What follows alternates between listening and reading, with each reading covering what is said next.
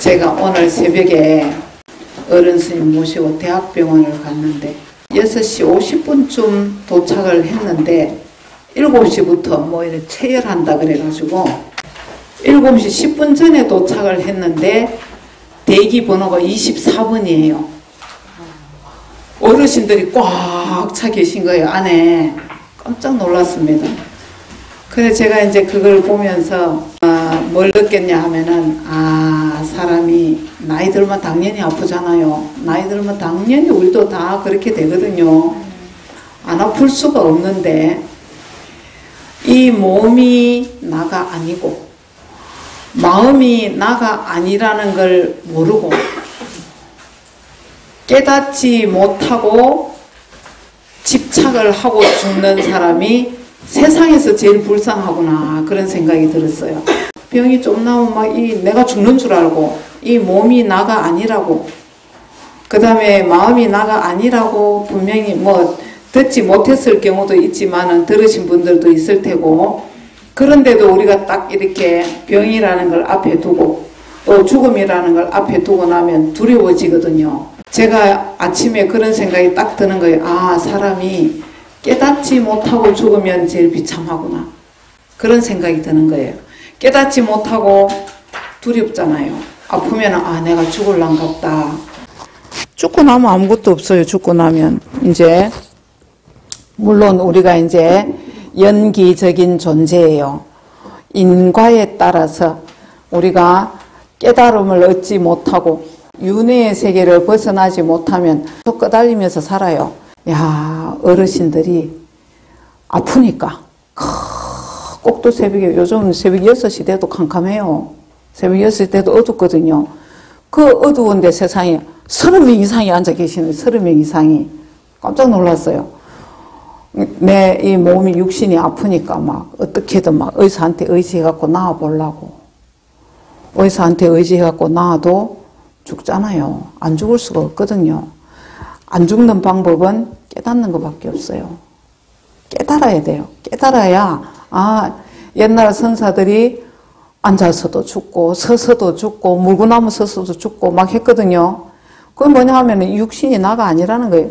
옷을 갈아입듯이 육신은 벗어버린다는 거예요. 나라는 존재는 이 본성인 나는 죽지 않아요. 죽지 않고 영원히 그대로 있거든요. 불생불멸이에요. 육신을 그냥 옷 벗듯이 벗는다는 얘기예요. 이 육신이. 그 육신에 대한 두려움이 없는 것이 얼마나 큰 거예요. 그렇거든요. 막 조금 아프면 아이고 내가 죽을 병에 걸렸나. 우리 그렇잖아요. 조금 아프면 아이고 내가 큰 병인가 싶어가지고 막 걱정이 태산같이 되죠. 근데 이제 그런 두려움이 이제 이 육신이 나가 아니라는 걸 알면 훨씬 덜해져요. 훨씬 덜해지고 또 깨달음이라는 걸 얻게 되면은 죽음이 없어요. 태어남도 없어요. 태어남도 없고 죽음도 없어요. 우리가 지금 이 깨달은 자리에서 보면은 인생이라는 것이 환이에요. 환. 내가 어려서부터 쭉 몇십 년 살아온 걸 생각하면은 아지랑이와 같고 그 다음에 물거품과 같고 뜬구름과 같은 거예요. 잠시 나타났다가 사라지는 거예요. 불과한 게 우리 인생이에요. 이제 아직 여러분들이 눈을 못 떠서 그렇지만 눈을 뜨고 보면은 영원한 이 자리밖에 없어요. 부처님이 경전에서 말씀하신 금강경에 나오는 여몽환포영. 우리 이 삼라만상이나 우리 인생이라는 것이 여몽환포영. 꿈과 같고 환과 같고 물거품과 같고 그림자와 같다는 거예요. 진짜예요. 진짜. 깨닫고 보면 진짜예요. 없어요. 인생이라 할 것이 없어요. 생각할 때만 인생이 있어요. 생각. 이 의식이 있을 때만 인생이 있는 것이고 삼라만상이 있는 거거든요. 진짜 자리에서 보면 불생불멸하는 진짜 참자리에서 보면 없어요. 그래서 이제 어쨌든 우리는 우리의 의지이든 아니든 또 몸을 받게 돼 있어요. 또 그렇겠죠. 다급생내로 지어온 업이 있으니까 다음 생이 어떻게 될지 아무도 몰라요. 어디로 끌려갈지 내 업의 무게대로 끌려가요. 내가 제일 많이 지은 업의 무게대로 내가 또 이제 생을 받겠죠. 왜냐하면 이 생에 깨달음을 얻어서 해탈하지 못하면 또 이대로 굴러가는 거예요. 이대로.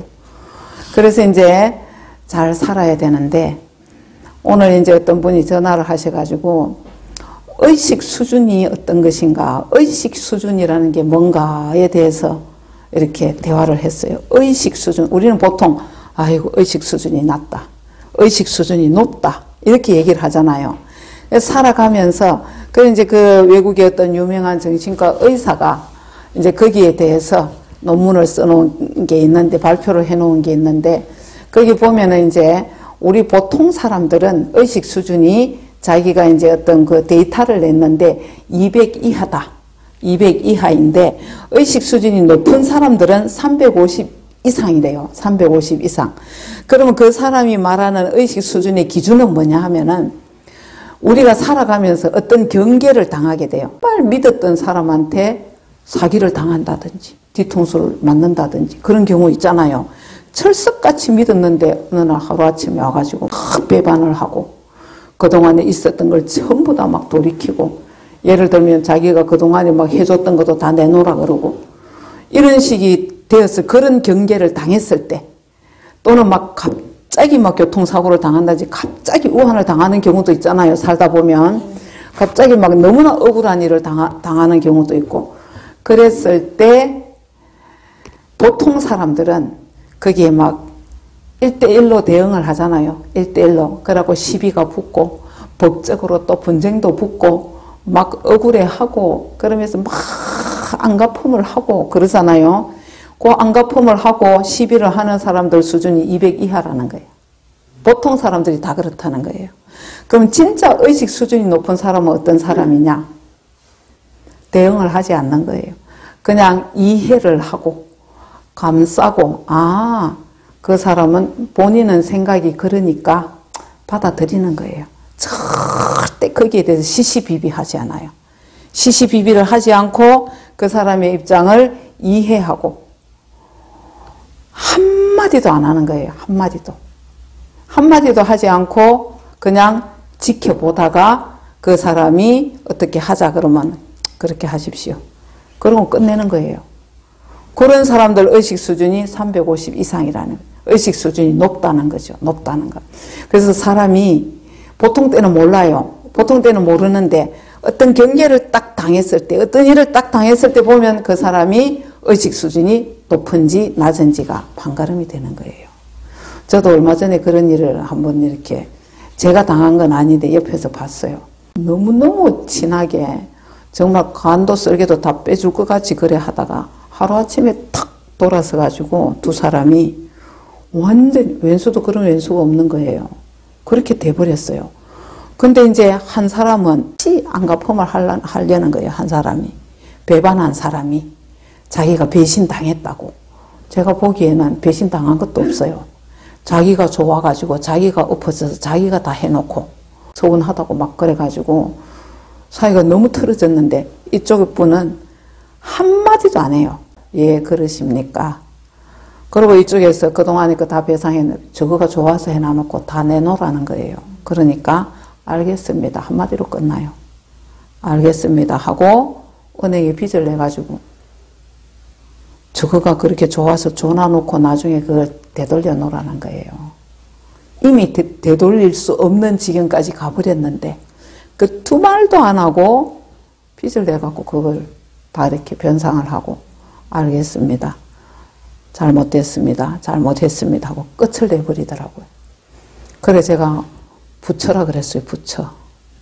보통 사람 그렇게 못하거든요. 그러니까 그런 분들이 의식 수준이 높다는 거예요. 그래 제가 물어봤어요. 만약에 그럴 리는 없지만 만약에 그 사람이 잘못했다 하고 오면 어떡할 겁니까? 하니까 100% 받아준다는 거예요. 100%. 왜냐? 누구나 사람은 잘못을 할 수 있고 누구나 돌이킬 수 있다는 거죠. 그렇구나. 그래서 이제 의식 수준이 높고 낮고의 차이예요. 그래서 우리가 의식 수준이 높은 사람들이 도인이잖아요. 의식 수준이 높게 사는 사람들이 도인이에요. 절대로 시비하지 않아요. 어떤 경우가 어떤 일이 있더라도. 그래서 진짜 잘 살아야 되겠구나. 왜? 우리가 한 일은 이 우주에 다 기록이 돼요. 빠지는 거 없어요. 그래서 우리가 다 받아요. 인과가 왜 인과겠어요? 우리가 모르는 차원의 세계가 여기 다 공존을 해요. 공존을 해요. 그래서 이 자리가 부처 자리는 이 자리가 깨달음의 자리라는 거예요. 이 자리.